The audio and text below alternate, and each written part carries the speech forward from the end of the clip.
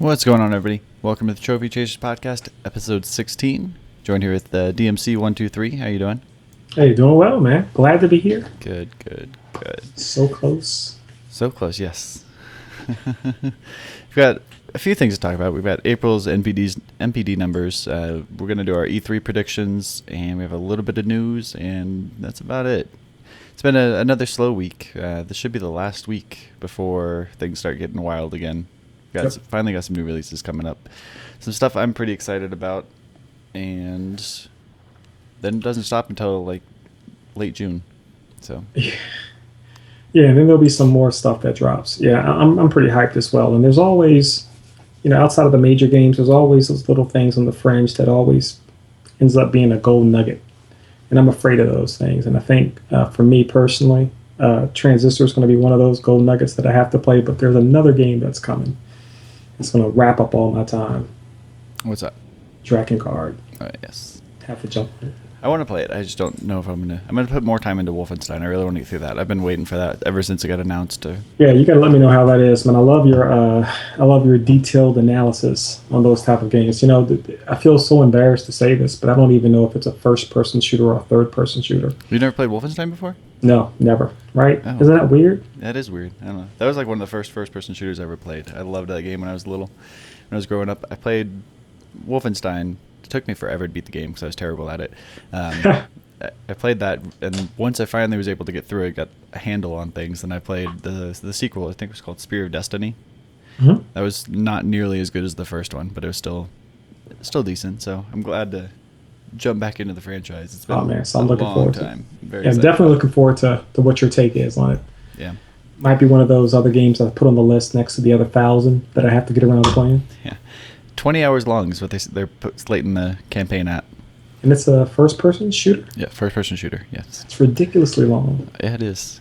No multiplayer, so it's to be a lot like Bioshock Infinite is what they're comparing it to. They're saying Bioshock didn't need a multiplayer, so this game shouldn't suffer too much. But Wolfenstein's never had multiplayer, so I don't think they need it. Well, here's the thing, right? So my rule of thumb is it's always okay to have a single player without a multiplayer backend. Right. Never okay to have a multiplayer backend without a single player tie. My personal thing, it doesn't make it true unless it's an MMO, but it's always a recipe for failure, right? And except Titanfall? I do believe that Titanfall would have sold a lot better if it had some type of single player tie-in. Not that it sold bad, it just didn't sell up to expectations that everybody wanted it to. Right. We'll talk about that more when we get into the small chunk of Xbox news. That's what most of our news is this week. Most of it's Xbox related because there's not really a whole lot going on. So I figured we'd talk about that, share our opinions on that stuff a little bit. But do you want to jump into that? Let's just jump into that first. Let's do it. Well, why not? Yeah. Okay. Cool. So apparently the Xbox One is getting a Connect free SKU. It'll be $399. I remember they said prior to the launch of Titanfall, they said if Titanfall did not perform up to their expectations, that they're going to lower the price of the Xbox One. Looks like that was the case. Yep. They're also saying that Games for Gold will be including Xbox One games starting in June, so they're trying to replicate PlayStation Plus a little bit more. I think the first game they're doing is Max and the Cursed Brotherhood, which is actually one of the games I wanted to play. I'm kind of jealous that that's only on Xbox One. Yes, that was one of the couple of games that I saw in E3 last year that I said, very interesting. But yeah, what is the old adage?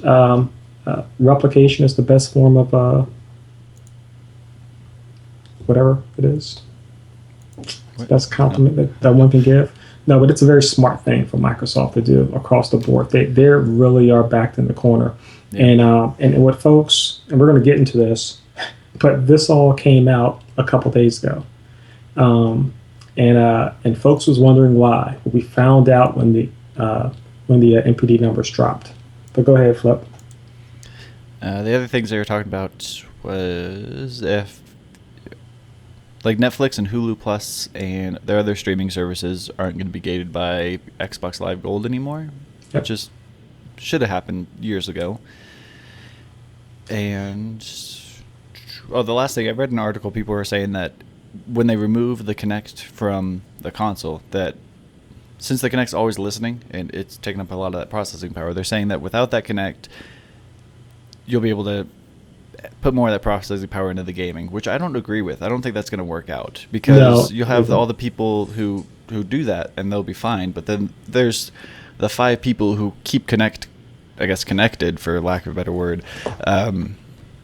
They'd be suffering frame rate issues. So I don't think they could push it to the max. They have to still keep that allotment open. But you're spot on about that, Flip. And really what it always has been spoken to, and no one really knows what the set aside allocation is. But folks, from the very beginning said there's 10% of the power set aside specifically for Kinect processing, even though Kinect has a power supply of its own processing wise. But yeah, at the end of the day, you can't start allocating that power for certain games, or they have to build some type of switch within the system that says, hey, listen, since you're now playing Mass Effect 4 and it does not use the Kinect, here's some extra juice. I have no idea how to do it, but you know what? That seems like it'd be really complicated to do. And they'd have to almost make like 2 separate versions of every game then. I don't know. Well, either you have Kinect or you don't, right? And so I guess the question is, if you're playing a pure non-Kinect based game, do you now have additional resources to run that? Which totally removes the tag the tag of better with Kinect, right? Because if the PS4 doesn't have Kinect and it's looking beautiful and it's running with no frame rate issues at a higher resolution, if I better with Kinect, then I'm almost going into it with much more of a disadvantage from a processing perspective than my competitor. And so once they removed the Kinect from the Xbox, that whole marketing campaign is now gone. I don't think it ever sold anything for them. And I'll be the first to tell you, I think it's wonderful with playing just for dance with my daughter. But there's absolutely nothing. I'd love to see that video. It's not. No one's going to see that video. but there's absolutely nothing useful for that outside of I guess for the folks who want to speak to their Xbox and tell it to do things. Which, by the way, my wife and I had fun and spent about a good 15 minutes asking Xbox to do something that it never did. So anyway, I don't want to bash Xbox too bad. They're going through a lot of problems right now. Yeah, I'm still waiting to jump on the bandwagon. I don't know. I always thought Sunset Overdrive was gonna be like like an arcade style game. I didn't think it was a full $60 retail release, but it looks pretty good. It looks pretty good. It looks like somebody took Ratchet and Clank and zombies Famous to it. and just, that's what everybody says, right? Just threw it together. They had a child, and it was Sunset Overdrive, and yeah. So I think that'll be the first Xbox One game I have to play. there you go. Ever since the announcement of it, I think they showed like a couple screenshots and there was no gameplay. I mean, ever since then I've been intrigued, and after watching the videos, it looks really, really good, and I want to play it. Here's what we do know. What we do know is that, and all Sony fans know this, is no matter what anybody says, that Insomniac are fantastic devs. They are, with the exception of Fuse. And I give them a pass on that because they got shoehorned by EA. We all know that. It's separate from Overstrike, which was the original game that they was going to produce. The whole art direction changed, and probably so much other, right? So many other things. So they're going to make a good game. I just know, and this is what really sucks, right? And this is the part that really baffles my mind. Did we talk a little bit about? We talked about the price drop, did we? Mm-hmm. Okay. This is what's fascinating to me. They announced the price drop 2 days ago, and then said it was not going to be in effect until June 9th, right? Or sometime in June, right? Well, that's when all this stuff happens, actually. It's all in June. Yeah, but guess what, though? No one in their right freaking mind who thought about buying an Xbox is going to buy one. That's not too far away. June, that's like 3 weeks. But well, guess what? May is going to be ridiculously horrible for them. If they thought that April's... They're going to lose anyway. According to these NPDs, they've lost every month already, so... It's getting worse. Getting worse and worse. So May is going to be horrible for them. Yeah. I think that's all the Xbox news we have. I don't have anything else. Other. Yeah. Oh, and No. just to break the numbers out for everyone, basically Xbox sold 117-ish consoles in the month of April. Um, the PS4 sold just under 200. That's the estimate. There's no exact numbers for it. Jumping the gun, getting in NPD stuff before we're Oh, getting yeah, I into it. thought you said that's all the Xbox news. I'm sorry, man. We need to back on up. It's Back fine. on up. Rewind the tape. Go ahead, Fliptriq. There's just a few small little things. We've got the Diablo 3's Ultimate Evil Edition releases August 19th. I'm very excited about that. Finally get to play Reaper of Souls. I've been holding off on it. I wanted to play it when it came out on PC. Today actually is the 2-year anniversary of Diablo 3, ironically enough. Yeah, came out. I bought it the day it came out. It came out the same day as Max Payne 3. I remember that because I bought both of them at GameStop and never played Max Payne. It's just... Really? Yeah. To this day, you haven't played it? Nope. I put it in the PS3, so it got put on my trophy list. Turned the game on, and just left it at the start screen and started playing Diablo 3, and never stopped. I played way too much of Diablo 3. Let me just say this. Let me just say this, man. One of the more enjoyable games I've ever played. Oh, really? Really. It has the worst implementation of a trophy necessary for the platinum I've ever seen in my life. It's called New York Minute, and it requires you to go through the entire game without dying on an crazy difficult level play style. And it is mind blowing because it requires you to memorize every single level where every enemy comes from. Absolutely amazed at anyone who got that plat. It is a remarkable feat. So, but anyway, I highly recommend that you one day in your life play the game. Yeah, because if you happen to plat it, I might have to make a sign and hold up "You're the greatest." It's awesome. All right, so Max Payne 3 is getting added to my GameFly queue. Oh, and actually, hold tight on that because there was a recent sale last month, and it was like it was one of those flash sales. It was available for like $4. I'm pretty sure it's going to be available again in the fall and or Christmas for about that amount of money. Yeah, probably. Anyway, Diablo 3 is coming out for PS3, PS4, 360, and Xbox One. It is the core game plus the Reaper of Souls expansion. They said your save will transfer from the PS3 to your PS4, and that's all we know. Yep. So. Well, hey man. 3 platinums for Diablo 3 though. That's pretty cool.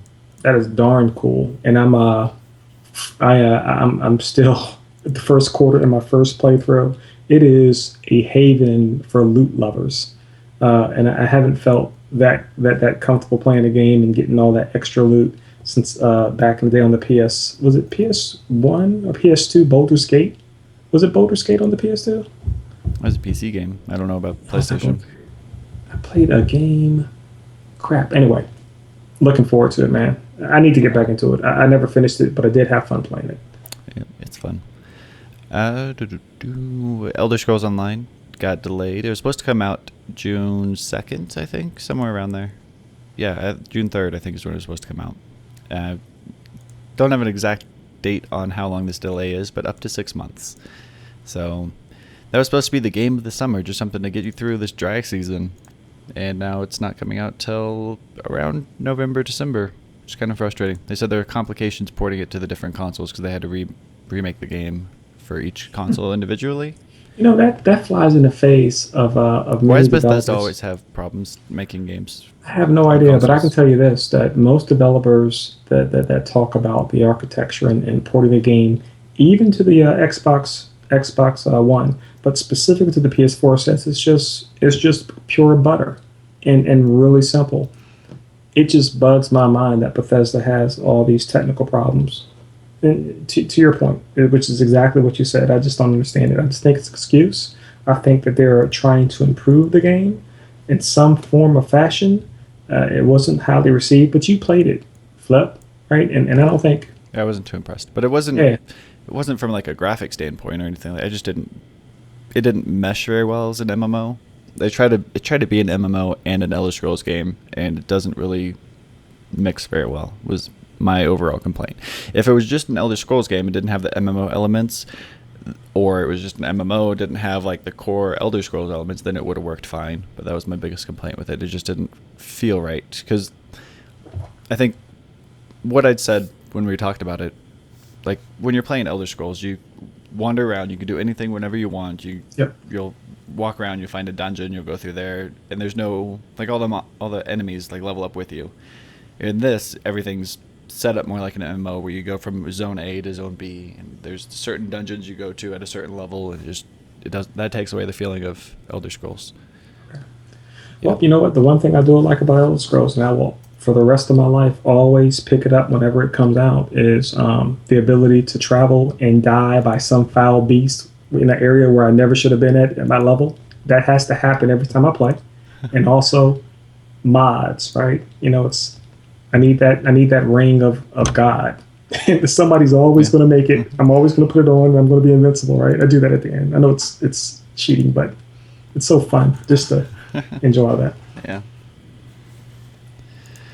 What else do we have? Today, actually, Far Cry 4 got announced, coming November 18th. I don't know why we're talking about this before E3, but they felt the need to do that. Hey, man, and with the controversial cover, did everybody see the cover of that? I didn't have a problem with the cover. I didn't either. What's it's the issue provocative. Provocative? Maybe I looked at the wrong picture. I need to see what's going on here. There's tons and tons of noise around racism because you have a minority embedded in the ground with a superior overlord with the hand on top, and that's everyone screaming. Regardless of what it is, he's a villain, and that villain is being portrayed on the cover. It's telling a story. Have no problem with it whatsoever, but it's amazing to me how much noise is happening around the game. But you know what? I think you knew exactly what they were doing, and that's the cover that they chose, and they're getting so much feedback from it and so much visibility to it. It's going to sell probably another 30,000 copies just because of the cover.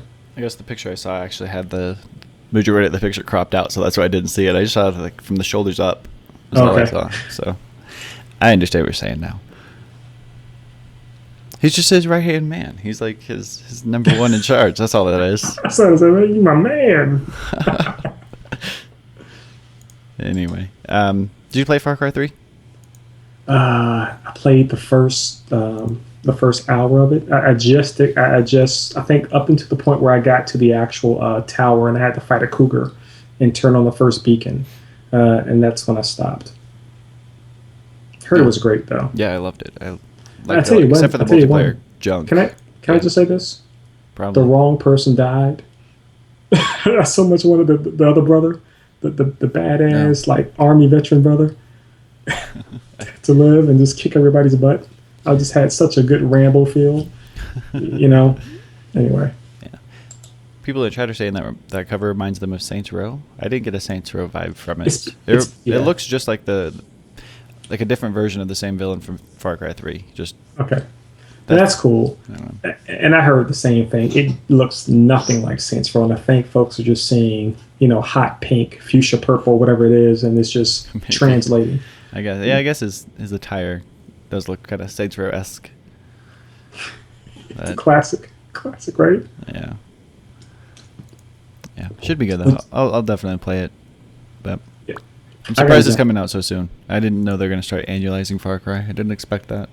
Hey, that's the big thing, man. It's just like, they're working right now the next Far Cry for 2016. And it's they got real smart where it's 2-year cycles overlap, even though it's annualized.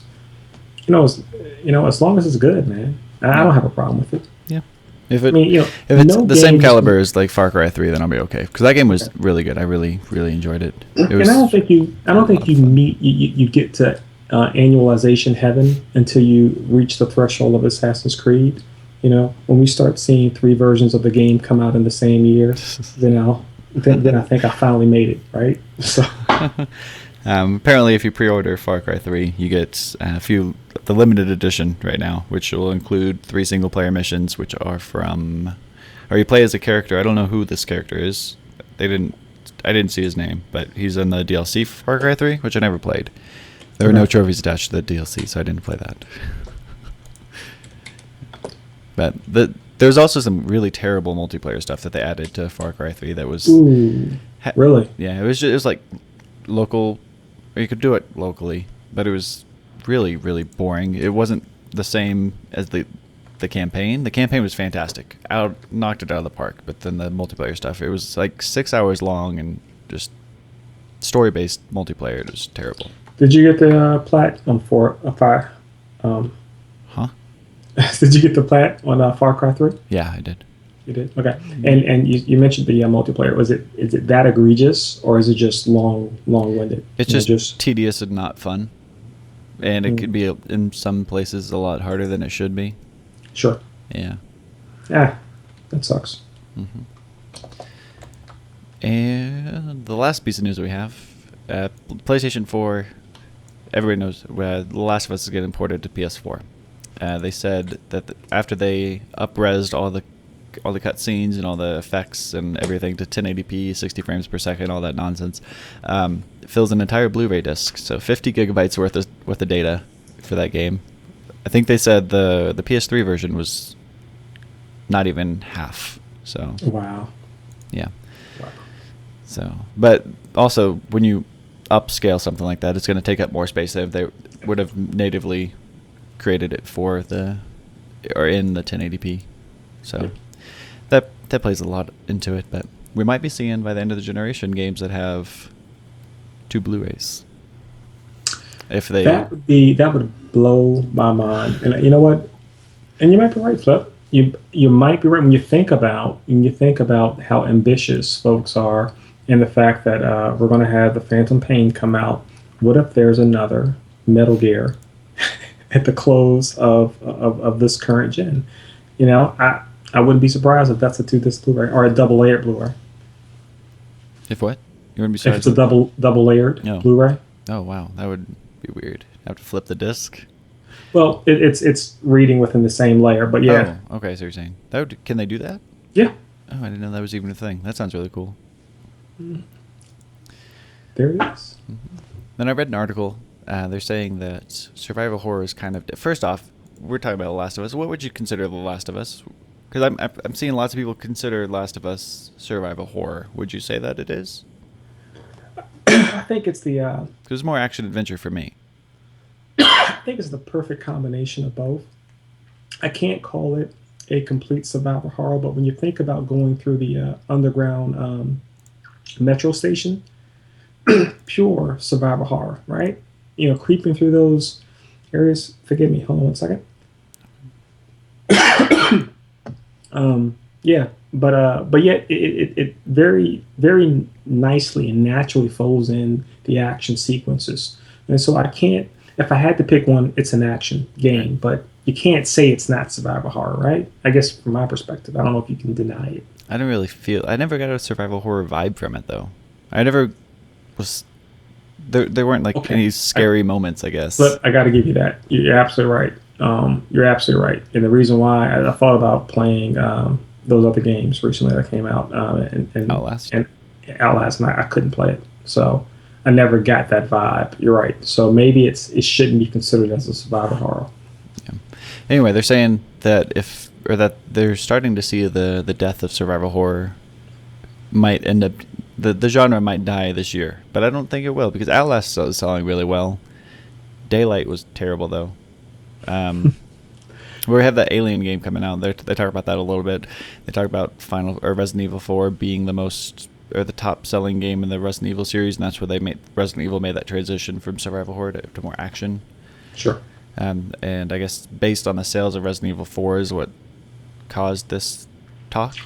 I don't know. Well, so and there's Amnesia. That was a pretty big deal too. And yeah. What? Yeah. So I'm with you in that I don't agree that it's dying. I think this is a direct result of not having really, really well told survivor games. If you have a survivor game wrapped around fantastic atmosphere, fantastic story with intuitive controls, it will do well. But when was the last time we got that? Of course, I'm not the one to answer that question, but you can, Flip. When was the last time you had that wrapped around and you just had this fantastic, awesome game that did that well in the last 5 years? Dead Space. Wouldn't it be? The first one. Yeah, the first one. The very first one, because they changed the formula in the second one, and the third one was just Mass Effect. So the there you have it. And Dead Space is roundly accepted as a wonderful game. So I don't think it's dying. I just think they need to make good games. Yeah, I think they're trying too hard to be different, I guess.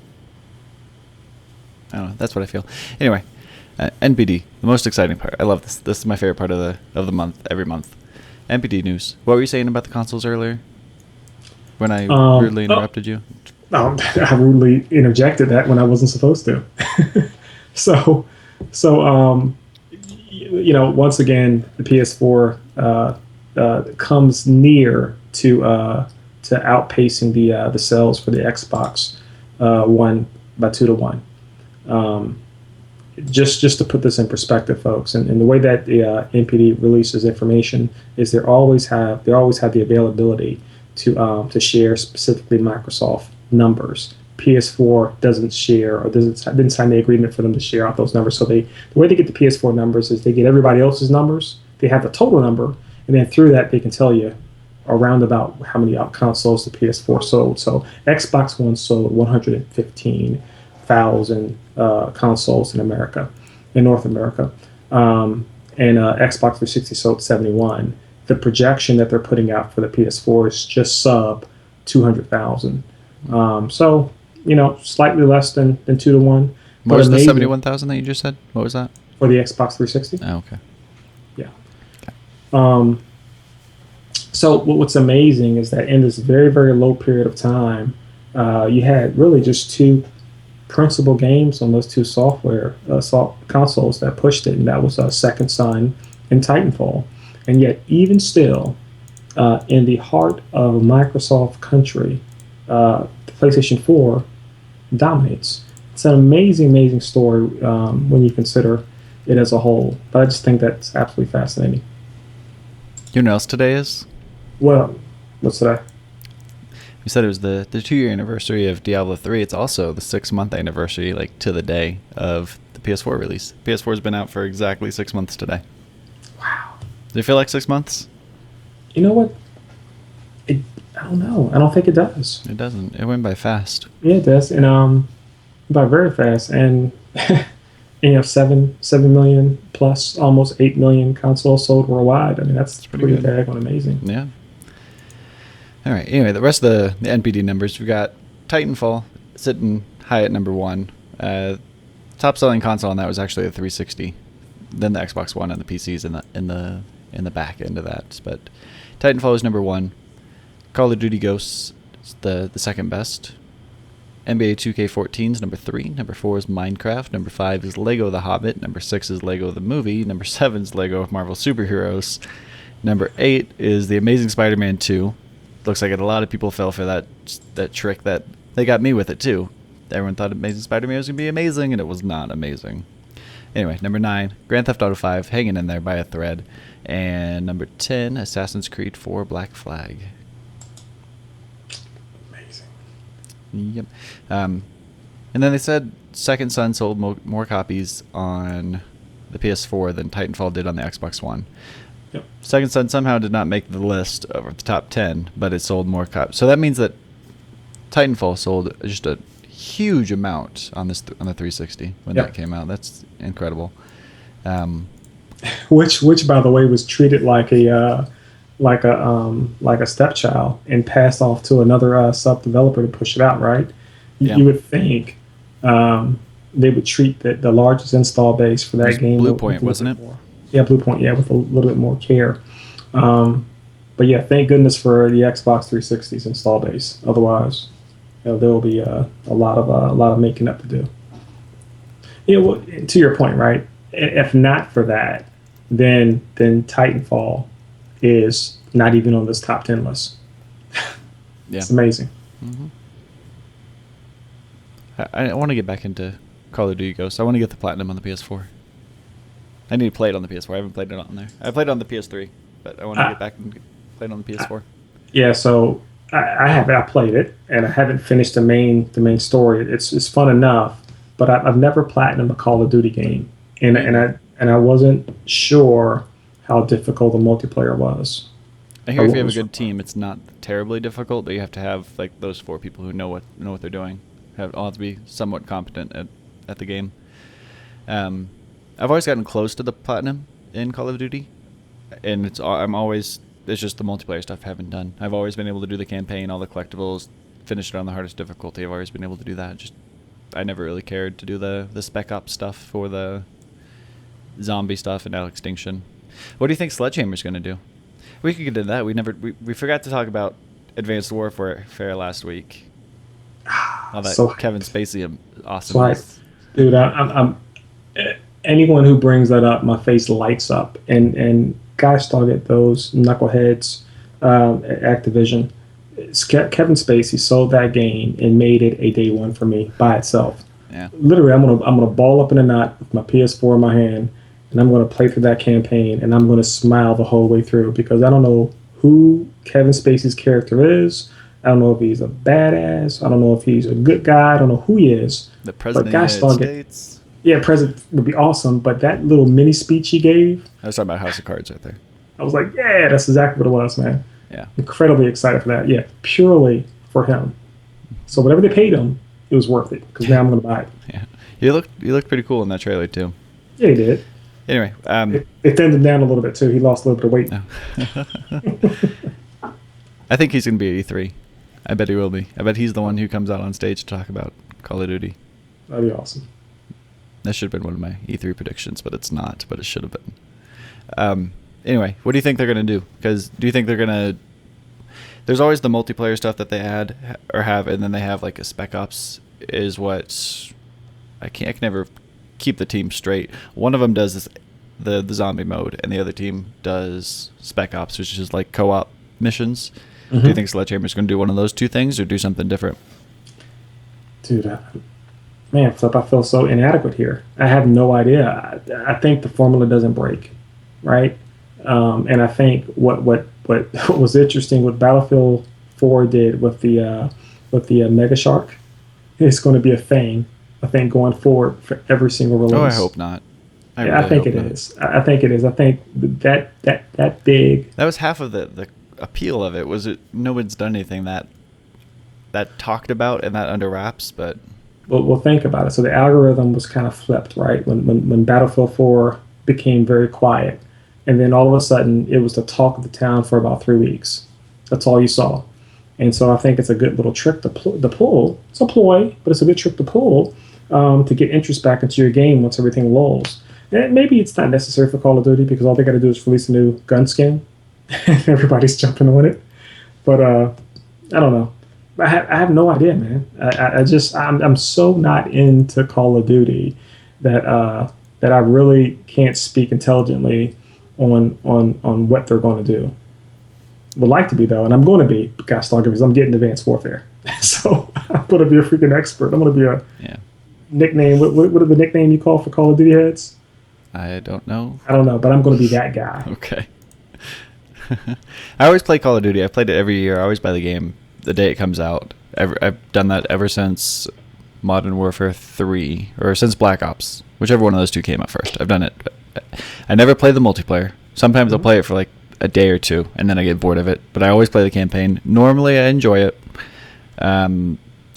Black Ops 2, I couldn't get through, though. That was terrible. I hated that so much with the little like recon missions you had to do and the timeline jumping back and forth. I couldn't get into it. I hated it. All the other ones have been great. I thought Call of Duty Ghosts, the campaign was not as good as Modern Warfare 3, but a close second. Anyway, to answer my own question, I think Sledgehammer's going to do something different. I don't think we'll see zombies. I don't think we'll see Spec Ops. I'm hoping they'll do something innovative and different. But Sasquatches? I don't know.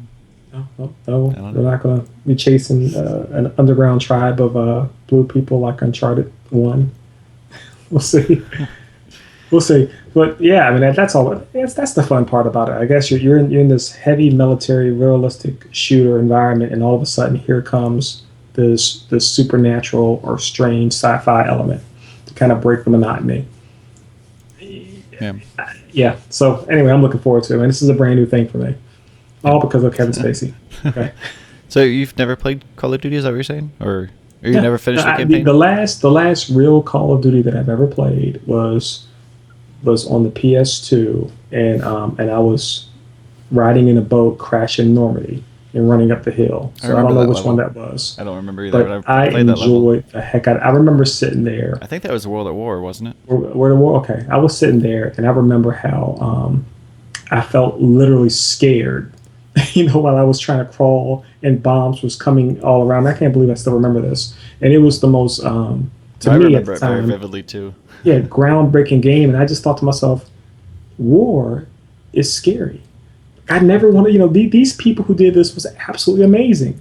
And I remember that, man. That was an awesome, awesome game. And I think I played the next one, but I never finished it, and that was it for me. The only other first person shooter that I absolutely loved with a passion was Resistance 2.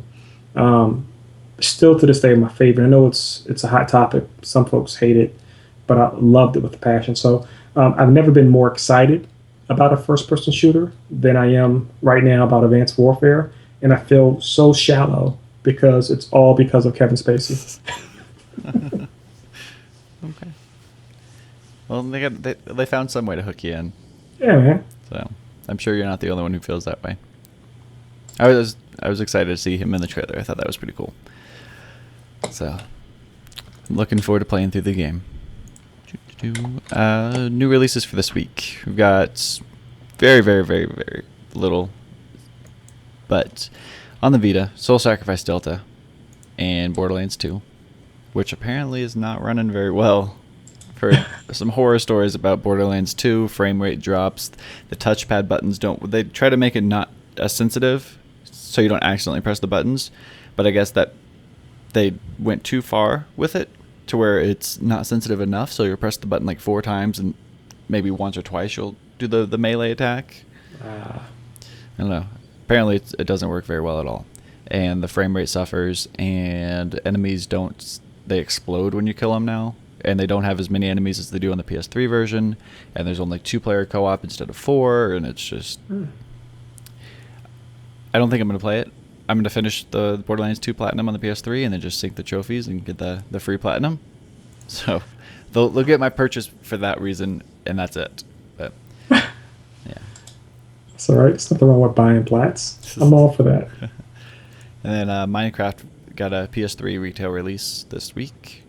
Digitally, we've got Walking Dead Season 2, Episode 3, which I actually forgot came out until yesterday, so I still haven't played it. I need to do that. I can't believe... This is the first time where I have not been excited for Walking Dead. Because So let me tell you, Episode folks, 2 killed it for me. I didn't care. See, Episode 2 was awesome. No. Let me tell you guys about Fliptriq. I almost fell asleep. He is the guy that's on top of every single news and piece of information that comes out. And so I'm on the PS3 late last night, and I said, "Oh my goodness, it's out!" And I said, "Well, let me type Flip and let him know what's going on." And I'm like, "Nah, he probably already knows." He's just gonna be like, "You idiot! Why are you texting me this? I knew this yesterday." So I was really amazed when you said that you didn't know. Yeah. What's weird is I figured it was coming out because they released the screenshots, and I think it was on the podcast. I said it's coming out the following week, and then it did, and then I saw the release date, and then it came time for it to be released, and I just hadn't played it. Normally, I have those videos up and like 2 hours after the game gets out, my YouTube video is already live, but that did not happen this time. But I'm looking forward to playing it after this. Yeah. Yep. So we need to play through that, record our spoiler cast, and get that up. Probably try to do that sometime this week. Yep. Since we've done that for every episode up to this point, we might as well do it again for this one. And then the only other release, we got Skullgirls Encore for the PlayStation Plus. Just quick little fighter. It's not very long. It's about 5 hours long, 16 trophies. Not terribly difficult, but a little bit of multiplayer stuff you have to do, but nothing too extreme. One of the easier fighters, but I haven't played it. I've heard good things about it. I've heard they could make it competitive if they wanted to, and it's like almost to the point where they could start bringing it to, what do they call that show? Is it? I know it's Evo. I think in Las Vegas they have that's where like Street Fighter, all those competitions are. I don't know. I've always wanted to go to one of those competitions just to watch. I think that'd be fun. Those guys are They're those guys are crazy. now considered athletes. But you're absolutely right, and they're so and it's amazing. It's always it's those folks who really appreciated the Dragon. What am I talking about? Devil May Cry series, and had the biggest uproar when they simplified the fighting mechanics. And if for somebody like me, it's still incredibly difficult, right? But I love to hear those folks talk on YouTube. It is with a passion. Those guys know exactly what they're doing. Amazing. I haven't been that passionate about fighting. I think since the second Tekken came out, and I just had everybody's moves memorized. But it's pretty impressive. Yeah. You I know what? wanted Injustice Yeah. to be the fighter that like sucked to be in. I was so excited for Injustice when they announced it, and it didn't do it. I thought that would be the one that would hook me. I was ready to just memorize every character, have all the button combos down. I almost bought the fight stick. I was ready to go, and then it just didn't work out.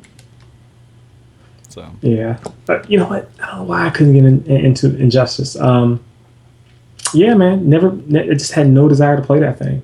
yeah, Yeah. I played most of it. I didn't even complete the story, but I played like 3/4 of it. Started doing the challenges, and I don't know. That's what I think they said. That's one of the hardest platinums out there, just because of how time consuming it is. Okay. That's all. That's it for all the releases. Next week we finally have some games. My most anticipated game of the year. I'm so excited. Transistor. I'm so glad that Supergiant made the jump from Xbox to PS4 with me. I'm so glad they did. Bastion was so good. And I'm very excited for Transistor. We have a little bit of Transistor news. I don't know if you read this. Did you hear about the New Game Plus mode? No. No. What's that about? I think they called it Recursion. But Recursion. you finish the game, and there's a New Game Plus, and it takes... You still have your level, all your upgrades, everything like that. You start the game over. But the enemies are more advanced. I guess they'll take elements from different enemy types and combine them into like almost like super enemies, and they'll mix them up in the different environments. Apparently environment plays a role in how the combat... I don't know. Something like that. The way they worded it made it sound like that the environment is important as well. But throughout the game, you have combinations of different enemies. So, and then each time you play the game subsequently after that, it constantly changes. So no playthrough after the original playthrough should be the same. Oh, that's interesting. I like that. I like that a lot. The question is, how many playthroughs? Have you figured this out yet? How many playthroughs are required for the plat? Have they released the trophy list? I don't know. I just know that there's about 30 plus. So I guess we'll find that out this week. I don't know. I'm gonna play it. I'm gonna platinum. Either way, right? You're gonna play either way. Yeah. Well, I think you've reintroduced Transistor to me, and I want to play it. There's only one problem. Yeah, Dragon Guards is going to just suck up my time. Yeah. Bastion was, I think, 6 hours long or so. I'm assuming Transistor is going to be about the same length. So my plan is to play Transistor first and then jump into Wolfenstein, because I know Wolfenstein is going to take a lot of time. Okay. Dragon Guard, I hear, is about the same. So Yeah. I'm 30 just gonna, hours. I'm hoping I can just crush that game in the next 3 hours. I'm just my fingers crossed. I know it was released in Japan. I have to go back and research that and really find out what's required for the plot. But either way, I have a very limited time to knock that out before we all fall into Watch Dogs Haven. Yeah, I'm looking forward to that one too. Anyway, so Transistor comes out next week. R-Type Dimensions, Sparkle 2, which is like a Zumba clone, comes out on the Vita. It looks really weird. Dragon Guard 3 on the PS3, and Wolfenstein: The New Order on PS3 and PS4. The trophy list for Wolfenstein looks pretty straightforward. There are 40 trophies just for upgrading your character. Like each time you get a skill point, you get a trophy. There's 40 of them. And then beat the game on the hardest difficulty, and there's like 4 trophies for collectibles. Like finding all the letters and finding all the gold pieces, which could actually be pretty hard if they keep it similar to like the original game, because there was tons and tons of secret areas. That was a big thing in Wolfenstein, was you scale the walls and just spam the spacebar button, because that's how you open doors, and every once in a while one of the doors would open up, or one of the walls would open up. There's no indication that there's a secret there, but that's how you find them. And so you'd clear out the room, and then you'd scale the walls and check everything and check all the picture frames and everything like that. And hopefully that isn't the same, but we'll see what happens. Hopefully it's a little more straightforward than that, but we'll see. I expect it to be the same, but I hope it's not. Drakengard's looking like there's multiple endings that you have to go through, but about 40 hours total. So I really want to play that. I wish one of those games came out this week so I could play both of them. Are you going to play it? What? Are you going to eventually play it? Hopefully, yeah. Hopefully. Yeah. But I got Wolfenstein this upcoming week, and Transistor that I'm going to be playing through, and then Watch Dogs is going to take all my time on the 27th, and then maybe sometime in June. June looks like it's going to be pretty slow. We got Transformers, and something else comes out in June. I don't remember what else, but nothing too crazy. I think there's only 3 or 4 releases. We'll see. We'll get some surprises, no doubt. Yeah, probably. Like The Last of Us. Oh, that's right. That's probably coming out on the 20th. That was the rumored date, so that might happen too. Mm-hmm. But that's it for new releases. Did the news. Do you want to do E3 predictions? Yeah, man, let's do it. Okay. So I figured next week we'll have a lot more stuff to talk about with these upcoming releases that we're playing. We kind of have some dead space right here, so I know E3 is like a month away, but I figured this would be a really short show if we don't add the segment now. And it would be kind of nice to be ahead of the curve before all these announcements start happening, like the Far Cry 4 announcement. So wanted to get our E3 predictions out of the way early, and we should keep track of these so we see who wins. We should have a little friendly competition here. Who gets more points or something like that. But I have 6. I have 6 predictions. You have 6 predictions. Okay. How many do you have? I have 3, but I can pull some more out the left side of my ear if I need to. Well, I'll let you go first in case there's some overlap, and then if there's overlap, I have some wiggle room to Okay, so screw my around with. predictions suck, everyone, but I'm pretty confident in them. And in fair play, I haven't read any forums or figured this out. I think these are all common knowledge stuff. So GTA 5 is going to be announced for next-gen consoles. Not sexy in the least bit, but they've repeatedly said it's not going to happen. I'm still absolutely wonderfully amazed at how beautiful that game is on the PS3 on multiplayer. And so it's one of those games that I have to dive back into on the PS4 just to see it realized. So that's one. The second one. Hold on. Do you want to go back and forth, or do you want to do all 3 of yours? Oh, let's go back and forth. Yeah, let's go back and forth. Okay. Cody's saying his dream announcements, Knights of the Old Republic 3, coming.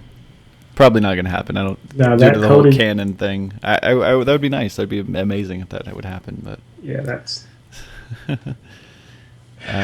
Assassin saying David Bondahard. I don't know who that guy is. Some Call of Duty guy. He's going to ruin the Call of Duty announcement. I think Kevin Spacey will steal the show on that. I think he's going to come out, and that's going to be crazy. My first prediction was Oculus Rift is announced. The release date's announced. Comes out next year. That's right. $250 price point. Really? That's what I think. Because it can't be more than the console, and it can't be too cheap. I think $250 to $300 is where I'm putting it. It's probably going to be $300. I think you already beat me. You already beat me. I already beat you.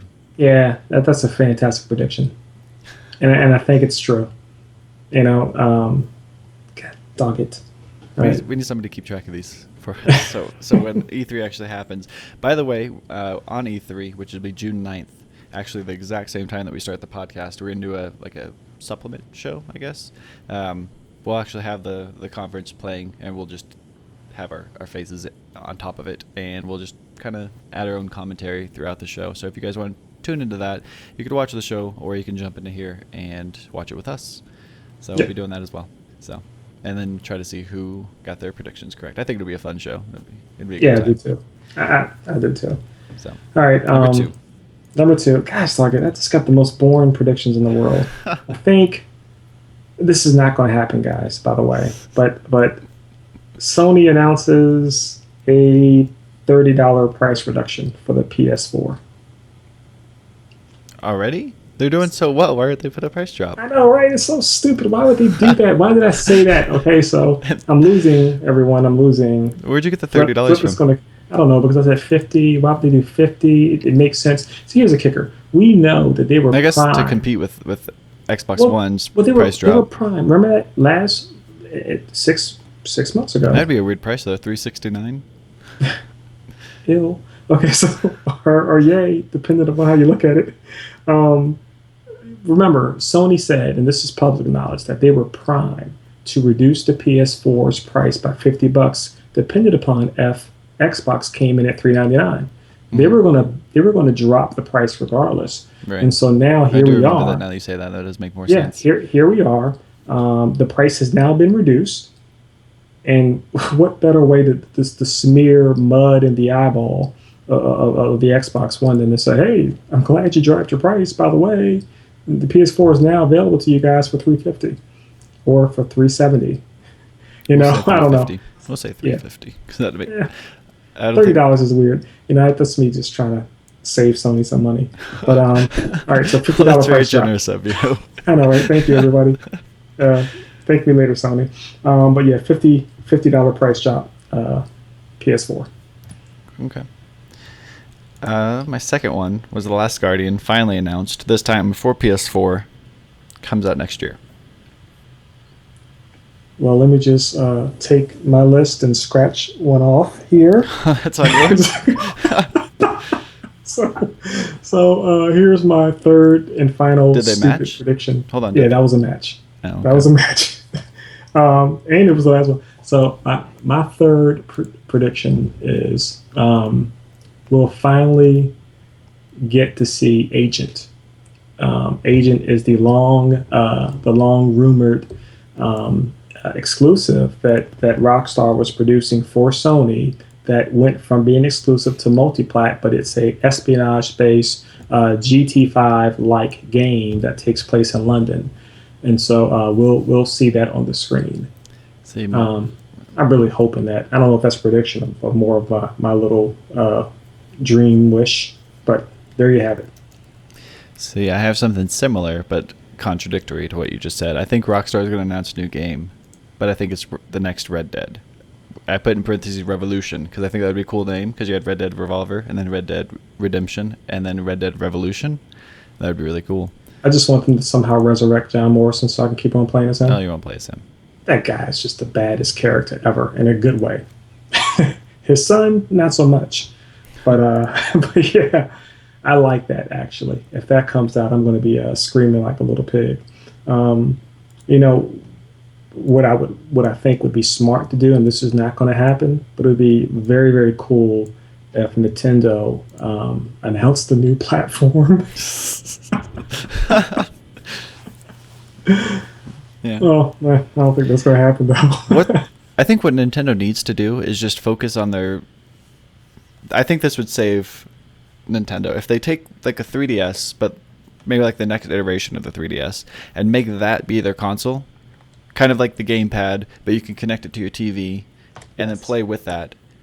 Then it's back, you can have it on the TV, or you can have it portable, but it's like a dual console. That would win.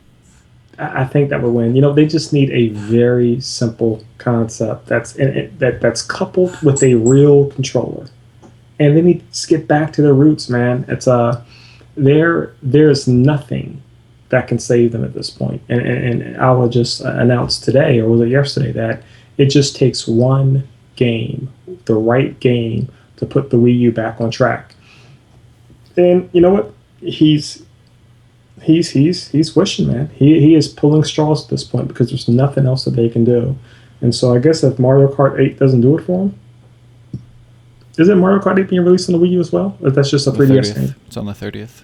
Yeah, so we'll see. I don't think it's on the 3DS. I know it's only on the Wii. Or I know it's on the Wii U, but I don't know about the 3DS. Okay, well, Mario Golf just came out on the 3DS. yeah. So here is amazing.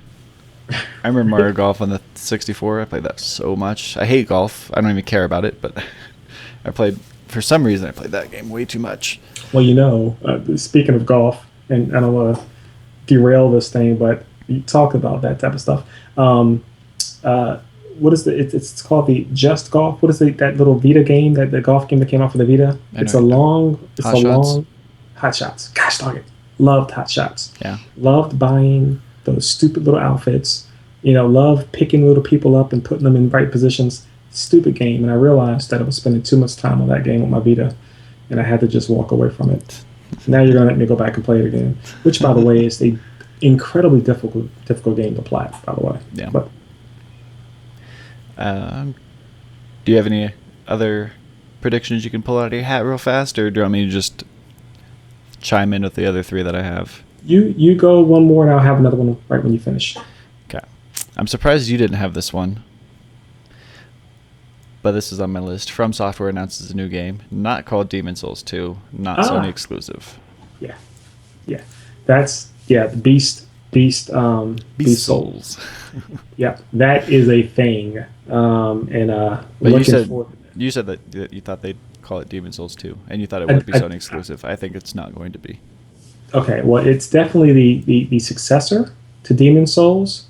It would suck if it wasn't Demon Souls 2. I think there would be so much love just on the strength of that name. But yeah, okay, if it's not Demon Souls 2, again, you're already beating me 3-0, by the way, in the predictions. I can see it. It's not June 9th yet. We have no idea. Oh, yeah. Well, anyway, I think you're right. But I am hoping that it's just Demon Souls 2. I'm hoping it starts off with that boom, boom. You know how anybody who played Demon Souls, it's the big giant bell that kicks off the game. It just gives you chills. But yeah, that's an awesome prediction. Do you think it's going to be Sony exclusive? Oh, yeah. Okay. Well, I'm going to put that as one of yours then. No, that's yours. No, mine is the opposite. Okay, well, all right. Oh, well, this is a gimme, right? So this is, I don't know if this is a prediction. We already know this is going to happen. It's been leading up to it. I don't think it's going to be saved for the Tokyo Game Show, but Morpheus. We're right at the official price point for Morpheus, which is a direct copycat of UFlip in your Oculus Rift announcement. So looking forward to that as well. I'm such a freaking sheep. How much do you think Morpheus is going to cost? Do you think it's even focused on gaming now? Yeah. Okay. Oh, it's gaming. It's going to be gaming television. Yeah, across the board, I think. But yeah, you know what? You already put me in my place on the price point for Morpheus, and I originally thought that it was going to be around 150 would be the sweet spot. But again, when you think about how much Sony's original VR set cost, it was around $700. Who knows? And Sony is notorious for dropping new products and having it cost $1 million. So I'm afraid, man. I don't know. I hope to goodness that it's sub 200, but I wouldn't be surprised if it's $300. Okay. Well, you get a $50 wiggle room because that's what I gave myself for Oculus Rift. So give or take 50. I have Santa Monica reveals new God of War, releases this year, not called God of War 4. I think it's going to follow the same pattern that Infamous followed with Second Son, Killzone followed with Shadowfall. I think they'll do God of War something. Not God of War 4, but it'll technically be God of War 4. A reinvention of the franchise. Is Kratos coming back, Flip? I think he will. Did he die? Well, the game ended with him. Have you played? No. Oh, you didn't? Not Do 3. you care? Nope. Okay. The game ended with him beating his Zeus to a pulp, and then being taking the sword and essentially killing himself. And then he walks off and kind of falls down, and the game kind of pans out as if now Kratos is dead. Oh. And I think he jumped. He actually walked off and fell off the cliff into the ocean. And maybe they'll do the same thing where Delsin takes over, but not God of War. Maybe there's a different person. Kratos is archaic. He is the god of war, and so I don't know if you can switch him. But the long-standing rumor is always that he would somehow wash up in the Nordic realm or something, and now he has a whole different mythology of gods that he now has to fight. But yeah, I'm pretty stoked for that. And if that happens, I might have to leave the podcast and run around the house and come back up. Just fair warning, okay? All right. You have anything else? Nah, man, I got it. I'm gonna think about 10 of them as soon as I hang up the phone. I hang up, we get off this podcast. But yeah, these are. I'm already excited. I didn't expect to be this excited about these announcements. Yeah. Um, but yeah, I do have yeah. one more. You have one more? I have one more. On my Nice. list that I've been writing, you have 6. So I've said 5 so far. I have one more. Okay, what's up? Rare announces a game for the Xbox One. I think it's going to be Perfect Dark. You think? I think Rare's working on something not Connect Sports. I know this is Xbox related, and we're on a PlayStation podcast. No, it's okay. That's completely okay. Which would be amazing if they did that, because I know that Rare didn't have any foresight, and many developers didn't have any foreknowledge of the Connect decoupling. But that would be incredible if it's not Connect related. Because they did Perfect Dark on the 360, and that I think did well. I never played it, but I think it did well. A lot of people like it. And Rare hasn't really done anything exciting, so I hope that they announce something exciting. Well, if we're going to fold in, Xbox, and I know we're only 6 months out, but I know that it sold fairly decently for a launch title, but their Sparta game was probably going to get a part 2. Along with Halo and all that. I mean, we know that there's going to be a new Gears. They're going to show that it's the mantra, right? You're going to get the big 3 out, and that's going to be part of the entire E3 presentation for Microsoft. I'm looking forward to all 3 of them. I like all of them. I like all their shows, and but gosh dog it, man, it just seems like this thing gets better and better every year. What are we talking about? The entire E3. Oh, okay. I'm sorry, I went on the tangent about Microsoft, just Microsoft shows and how they're going to bring back out Gears. They're going to bring out Forza, probably screwing that name up. They're going to bring out Halo and the Halo Remastered series along with the new one with release dates. And so we'll see those core games, but it's always the outliers that get shared. And also, it's always the multi-platform games that Microsoft actually purchased the actual developer to share it on their presentation, but it's still a multi-platform game. You almost are required to watch all 3 conferences to really understand all the games that are coming out. Nintendo's not doing one. We said, yeah, that's well, yeah, they're doing their what's it called, Nintendo Direct. Yeah. I don't know why they're not going to the show again. Nothing to show. I said I don't know why they're not going to the show again. Probably because they have nothing to show, but I don't know why they don't even make a presence. Okay.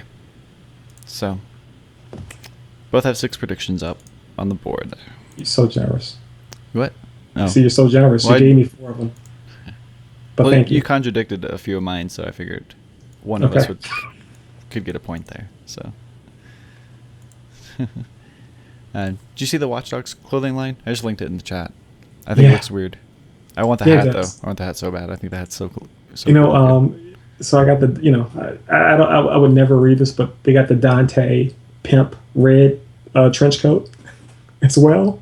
Oh, it's very weird to have all of those, but you know what though? It's variety. I don't know if I can be a discreet Batman-esque, vigilante running around in a bright red or bright yellow trench coat. But I'll be a traditionalist. Let me just say that I'll be breaking the law in my classic, dark, khaki leather jacket. So we'll see. Final segment. We talked about what games we played. Did you play anything this week? The only thing that I played this week, very very bad, is the game that I play in my car, and I just allow it to hunt for me. And now it's Destiny. I thought you gave up on that. I did, but while I'm, freaking driving to work, why not see if I can catch some super rare spirits? And every day I catch a couple of them. So that's it though. But yeah, man, feel like I'm on a trophy hunting vacation here, and pretty soon I better get back on it. Yeah, you're taking the season off with the developers. Nobody's releasing anything, so you're not playing anything. I see. Giving you a chance. Give me a chance For Giving what? you a chance, Flip, For what? to pass me, To man. pass you? You already passed me in Plats? Oh no, I guess not. Yeah, I got something. I'm gonna brag about it till it's gonna be over, and then I'm just gonna be sad for the rest of the podcast. Since we're getting into it, might as well do this now. Since you segued into the trophy stats. Last week I had 4,383 trophies. 79% of the way into level 23, 57 platinums. This week, 4,426 trophies, 90% of the way into level 23. Almost leveled up. Still 57 platinums. I'm so mad at Bound by Flame, but we'll talk about that soon. You are sitting at, last week, 4,222 trophies. See, I'm like 200 trophies ahead of you. 10% into level 23. I'm almost a level ahead of you, too. You gotta jump back on the bandwagon here. I know, right? You still got your 65 platinums, though, but which maybe one day you'll up it to 68 when you finish Sound Shapes. Speaking of which, we'll get to that in a second. Anyway, now you're sitting at, you got 11 trophies this past week. Is that just dance? Is that what that is? Is that what those icons are? Hey, don't judge. I got a daughter. Don't judge. Okay. Were you playing on the PS4? Yeah, I was on the PS3. Oh, okay. I was going to ask you how it tracked on the PS4, but I don't care about the PS3. Anyway.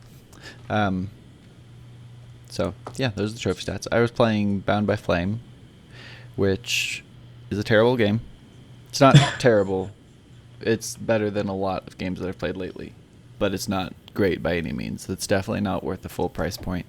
It's like a decent RPG. I don't really know what to compare it to. A lot of people are comparing it to Dragon Age, but I haven't played Dragon Age, which, by the way, I've seen way too many people start playing Dragon Age Origins, like all through my friends list. Like not 90%, but like the most wonderful game. a huge chunk of people are playing Dragon Age Origins out of nowhere. I don't know why that hype started all of a sudden, but they're just getting back into it, man. And by the way, for all you guys that haven't gotten to the Dragon Age series, and you are really hyped for Inquisition, which, by the way, I might take off a week when that game comes out. I just forgot how much I love that game because I love Dragon Age Origins that much. But completely skip Dragon Age 2. Do what Flip's friends are doing. Play Dragon Age Origin and have fun. But go ahead, Flip. Sorry to interrupt. that's fine. I need to do that too. But if I play it now, I feel like I'm just jumping on the Dragon Age Origins bandwagon. I don't know what everybody else is doing. Anyway, so the scaling and first off, the voice acting is terrible. They use like this modernized script when they're talking to each other. Lots of cuss words to each other that don't really fit in the environment. You have like two characters who are like all proper, like thou dost walk and all kinds of weird things like that. And then you have everybody else who's just like street talking. Just it doesn't fit. It's weird. It doesn't make a lot of sense. So that's my first. I can look past that. I honestly skipped through the majority of the dialogue and still somewhat enjoyed the game. The scaling of the game is weird. I think the game starts off somewhat hard when you go through the tutorial, kind of like learning the basics, and then it's divided into 3 acts. Each act has 3 different chapters. I think Act 1, the very beginning of the game, is probably the hardest part of the game. And then it seems like you get more powerful, but the enemies stay the same. Okay. So as you progress through the game, it seems to get easier. Well, that's a good thing. Are you a fan of enemy stacking? Leveling with you, or enemies remaining the same, a la Skyrim? You just walk into the wrong area, you're going to get your head chopped off. I hate it in Skyrim how they level up with you, because I like to go back at some points, at least like in MMOs. I don't know. I don't like it when they level up with me. I like them to have a set strength and then evolve as we go.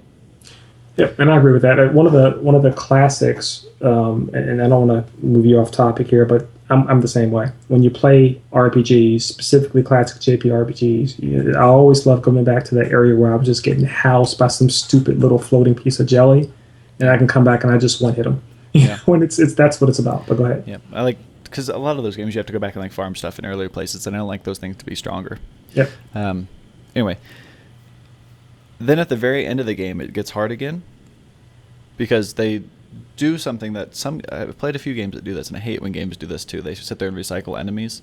But you go into the very last section of the game, and you're fighting. First, they throw like 2 of the bosses at you at the same time. Just assume you can handle that, and then if you do, then there's like 4 of them, and then you're just fighting like bosses. Like all the normal enemies are just previous bosses, exactly the same character model, and it kind of like ruins the feel of the boss because you're like, that thing was like really hard to get through previously. The boss fights are really hard in this game, by the way, at least on the hardest difficulty. But then you get to them, and like I said, you get stronger, but they don't. So once you start to memorize the patterns of all the bosses at the same time and know what to look out for, then you can kind of handle it. But I don't know.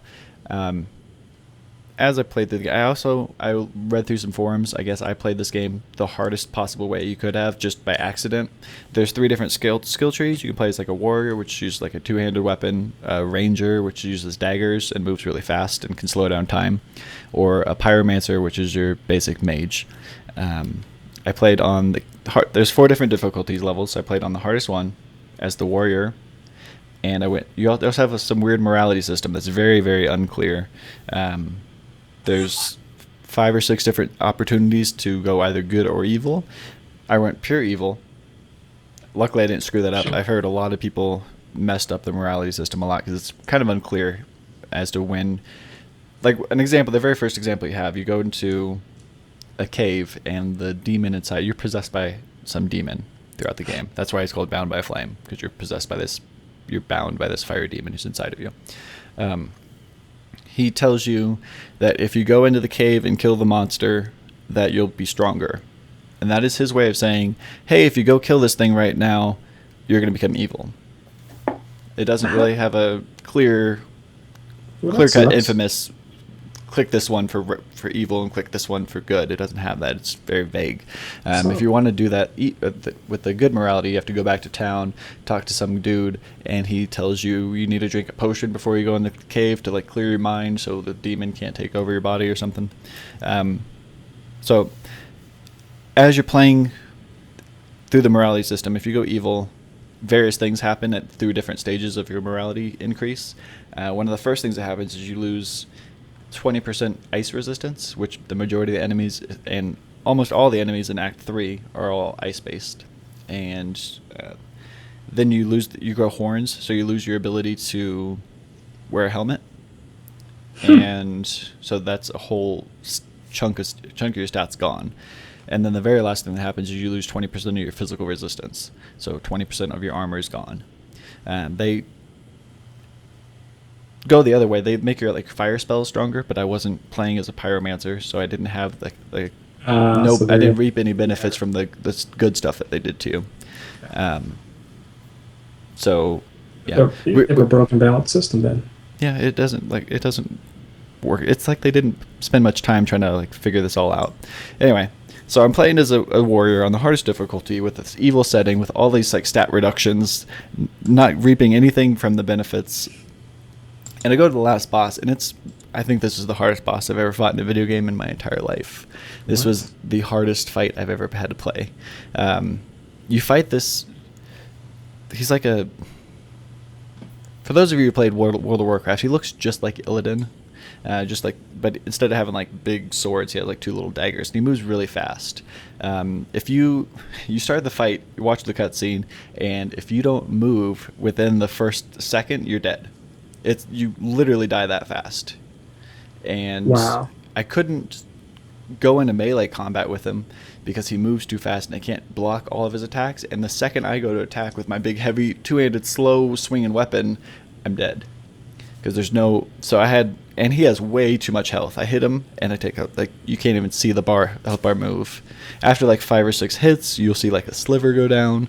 It was really frustrating. So what I had to do was make a ton of crossbow bolts and just keep him at range. And I guess with the crossbow I don't know if they're all like this, but the one I had sometimes did like a knockback effect, so he fell down on the ground. So I just had to spam my crossbow over and over and over again and just sliver his health down until he finally got to like half health, and this huge dragon flies out of him. I don't know how this huge dragon was inside of him, but then you have to fight that, and there's all this fire that's thrown around, and you have to like attack the talons and then hit his head, and then immediately after that thing dies, you go back to the boss. He's already charging you, ready to kill you in 1 second again, so you have to switch back to him, and it's just back and forth after that point. Just fight the demon dude and then the dragon and whittle both their health down until they're both dead.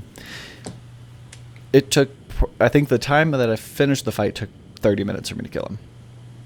Wow. Not 30 minutes total, probably like 3 or 4 hours total fighting. It was extremely frustrating. Other people are saying if you played as the ranger and you had good morality, it's not hard at all. It's a really easy fight. So if for those of you who are looking to play it, don't play the hardest difficulty as a warrior with evil morality, or you'll be in a painful spot at the end of the game. Punishment for being a bad guy. Yeah. That's what it is, man. My goodness. Yeah, it was bad. One of the cool things they do about this game is their crafting system is phenomenal. Whenever you have weapons or armor that you don't use anymore, you can sell it to a vendor, or you can recycle it, and you get various like parts of metal or wood or something like that. You break it down into all these different components, and you can use these components to make yourself health potions or crossbow bolts or traps that you lay on the ground. And you can make those just on the fly, so you don't have to go back to a shop and buy them. And you also make enchantments for your armor and your weapons and stuff. So you can make like physical resistance, or make your sword light on fire and deal fire damage. All kinds of, there's tons of stuff you can do with that, but you can actually break down all of you can break down all your stuff, all your armor to components, and if you are out of components, you can actually use your gold that you got from the enemies to like buy cheap. I guess he like crafts the gold into the cheaper elements, and you can use those cheaper elements to upgrade them into the more refined stuff, so you can make whatever you want basically on the fly. So I thought the crafting system was really good, and it did a terrible job of explaining that because I haven't played it in a few days and I don't really know. Don't remember it very well. But yeah. There's also all these weird seduction trophies you have to do. There's 4 different characters you have to seduce, and there's no same-sex relationships. So you have to, it's at least 2 playthroughs. If you do it right, it's going to be 3 for me. And there's also quests for each of those 4 characters or trophies for each of those 4 characters to do every quest, which are kind of hard to find because you have to talk to the right person at the right time, and in most cases answer with the right conversation prompt. So. All right. Well, can I just say that I'm absolutely happy that I'm not playing that. Yeah. game. If you don't have anything else to play, then I'd say give it a shot, but I wouldn't recommend this to anybody who has anything to play. Like, honestly, anything's better than this. I've already started it, and I'm like 70% of the way done with the trophy list, so I'm going to finish it. I'm just waiting for someone to post a trophy guide so I know exactly where the quests are. I got the hardest part of the way. I beat the game on the hardest difficulty, and I can just go back and play and recruit. Started playing as a ranger on recruit, the like dagger dude, and things die in 1 hit. Things that I was struggling to fight before, you could just sneak up behind him. There's a stealth mechanic. You just go stealth, walk up behind him, stab him, and they're dead. So it's much easier as a ranger. So yeah. All right. Shoot, man. Well, hopefully, I've been saying this now for how many weeks, Flip? I don't know. 4 weeks. By the time we talk this time next week, I'll have Game of Thrones behind me. Mm-hmm. I think this is better than Game of Thrones, but still not that great. I don't know, man. You scared the crap out of me with some of the cursing and modernized talk in that medieval period, and that's the kind of stuff that just blows my mind. Yeah, I played some more Child of Light too. Did you play any of that? Have you gotten further? I'm almost done with it. I'm like 3/4 of the way done. My goodness, I'm not. I'm at the same place. It's so good. I love the jester character. Have you seen him yet? No, I haven't. I haven't seen any of the characters, but my little firefly blue piece of raindrop. Well, you know how I'm going to spoil it for you, but it's not that big of a spoiler. You know how all the conversation is done in like a poem? Yes. Okay.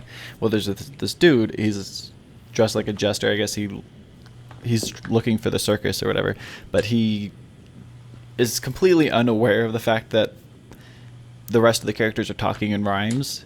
And it seems like they're extremely self-aware of the fact that they're doing that. So they're talking to each other, and every single time the jester talks, he doesn't say the right word, and the Firefly will come back and correct him, and it makes me laugh every time. Like, for example, this isn't part of the script or anything, but for example, it would be like, my bread is made of rye, so delectable you might die. And then the jester chimes is like, I'll give that an attempt. And the Firefly comes in and is like, I think he means try. All right, man, I got to jump on that. To me, it's still, I was very angry last week because of some of the reviews that I saw. But the game, you're just making me, more excited to just finish it. And it just validates my point that the game is a gem.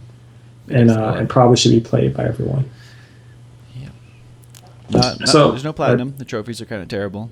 They're not hard. You'll get all of them. None of them are missable. But it's going to turn a lot of people away since there's no platinum. And I feel like this is one of the games where you should definitely play either way. One of the things that it's about 8 hours long. See, and that's I was just about to go there. When we talk about games with no platinums, what always pulls me in is okay, well, how long is the game? Is it 6 hours? Is it 7 hours? So when you start to get in 10, 12 hours and there's no plat involved, it doesn't feel like it's a time sink, right? Like Trials Fusion? Do you see that trophy list? No. There's 16 trophies. Most of them are extremely difficult to do. There's 1 gold trophy and I think 8 copper and 7 silver or something like that. But it's like have you ever played Trials? Yeah, this is the motorcycle game, right? Yeah. Yeah. It's ridiculously hard, and most of them take forever to get the trophies, but no platinum. Yeah. See. Big no-no. Big no-no. No, I'm going to finish it, and I do. I just think it's a very beautiful game. I got to give it some love, and I got to complete it. So. What were you talking about? You said when a game gets Shadow of Light. No, when a game gets a certain length or something. Oh no, any game that doesn't have a platinum gets around 10 hours or beyond. My desire to complete that game significantly drops, and it's just me. It doesn't mean it's the right thing to do, and I do find great pleasure in finally getting the plat to a game, and if I can't get it, then I quickly move on. But this is a game that I do want to reward. I don't want a stat to come out that say, hey, only 15% of everybody who purchased Shadow Light completed it. And I don't want to be part of that, part of that 85%. I want to be part of the 15. So I got to finish it. You're a trophy chaser at heart. Yeah. So I try not to be too focused on it because I think getting overall trophies and boosting that total number is still beneficial to some part. As long as I'm getting trophies. I mean, I could be stuck on my PC playing World of Warcraft, but I got away from that. So it's better than that. At least I'm getting some sort of trophies added to my list. So there you go. Something. Yeah, something. So anything else you have to add to the show? I don't, man. There's a question out there. So folks, as you know, anytime you have any questions about any trophies you're trying to get, feel free to communicate them or give us a call. Assassin's on our chat. Just ask the question regarding Second Son. He has one trophy that he has to get. It's the I forgot what the trophy was called, Flip, but it's where you have to drop over 170 meters and do your power slam. I thought we were talking about cough drop. I loved that one. That was the greatest. That one was pretty awesome, and it's very easy to do. That's the one where you have to loop back through the smoke twice. No, it's the one where you have a comet drop on enemies after you throw the smoke bomb. Okay, yeah, that one. Yeah, that one was pretty cool. All right, so with this one, this trophy can only be obtained in post game. Right at the end of the game, you have the opportunity to continue to play in that current playthrough. It's called and do all everything. the things that you didn't do while you were playing through the story mode. Well, in the last building where you fight the last boss, and her name escapes me because it's been so long. At the very highest point, you have to have video power, and run into the satellite. It shoots you up in the air. You have to have that fully upgraded so you can boost a little bit higher. You glide out for about, I believe, 3 seconds, and then you immediately do your bomb drop. And as soon as you hit the ground, it pops. What you have to be careful about is that, and the reason why you have to glide out about 3 or 4 seconds is because there's a couple of buildings that protrude out, and if you hit them, it's going to break your fall, and you're going to lose about 40 feet. So yeah, that one took me a little while to to figure out because I thought I could do it on the point. What's that called? The only like the the saddle, the needle. the needle. That's what it is. The space needle. I couldn't remember the name of it for some reason. Isn't that sad? You don't remember the name of the main protagonist in this game? Like, what's the protagonist in Infamous 1? Do you remember his name? I thought you would. I thought you'd have it off the top of your head. I guess I'm not making my point very clear. It's Kessler. well, it's you know who it was though, right? It was But he had it at the end. If you want to ruin the game for everybody, like you just did, but his name. Nobody heard me. I said his name was Chris Kessler. Kringle. His name was Kessler. Anyway, I was trying to say it's weird that we don't remember the characters' names of a game we just played last month. Yeah, and it's just a shame. You know, I'm really looking for. The only thing I say that's the only thing bad I can say about Infamous is the fact that their story wasn't as fleshed out as it should have been. But so the best way to figure that out, guys, is to find yourself, search it up on YouTube, the name of the actual trophy, and just watch somebody do it if you're having problems with it. It's really awesome to try it yourself, see if you can figure it out. But again, it's a little tricky. Like Flip said, if you don't glide out just enough, you're going to clip yourself and you're not going to get it. And that's a long climb back up that building. Yeah. You're basically going up the exact same path that you go up at the very end of the game. When you have Fetch with you, she's taking you up and she opens up all those ventilation ducts. You're going right through that path. You go all the way up to the top of that, and there's a video monitor that you go into, and it shoots you out. So I should have made a video on that. I should have done... I'm about to get back into this. From Wolfenstein forward, I'll be doing trophy guides again. Yay! That's the plan. So, yep. So, all right. Well, thank you all for watching. This has been episode 16 of the Trophy Chasers podcast, live here at twitch.tv/Fliptriq every Thursday, 6 p.m. Pacific time, 9 o'clock Eastern time. You can follow me on Twitter at Fliptriq, DMC's at DMC_123. Get add both of us on PSN. Same names, Fliptriq and DMC123. They're showing up on the screen right now. Yeah. We'll also be doing an E3 show on June 9th at the same time that I just mentioned. So that should be a fun show. I'm looking forward to that. But, whoa. Okay. Anyway, thank you all for watching. Hopefully you all enjoyed the show, and we look forward to seeing you next week. All right, guys.